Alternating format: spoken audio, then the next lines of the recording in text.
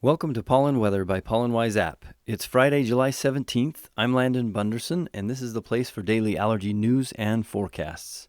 There's been a lot of talk about masks of late. It seems like the whole world has one now. So, can masks help you with your allergies?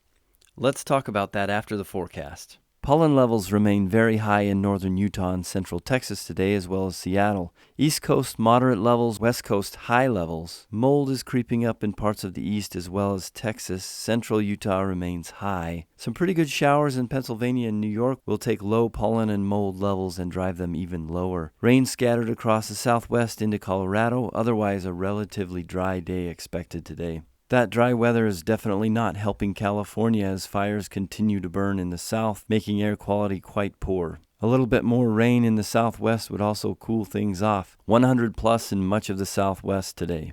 Masks are actually a great way to reduce the amount of pollen and mold you inhale. Since everyone has a mask now, I thought I would talk about the different masks you probably already own and their capabilities in protecting your nose, mouth, and lungs from pollen and mold. Before we talk about masks, it's important to know the size ranges of pollen and mold. Pollen grain sizes can range from 12 microns to over 100 microns, and mold spores can be as small as 3 microns and as large as over 20 microns. A regular disposable surgical mask can filter particles down to 3 or 4 microns, so they should do a great job of protecting you from the pollen and mold. But a lot of people also have cloth masks. Cloth masks are going to vary on their ability to filter based on what kind of cloth they are made from. But many will filter down to 11 microns, which is great for pollen and also many mold spores, but not all mold spores. That's not to say that cloth masks won't filter out some 3-micron mold spores, but they definitely won't filter out all of them. So in summary, a surgical mask would be a great way to filter pollen and mold, while cloth is probably only safe for pollen. Another thing to consider is how well the mask seals against your nose and face.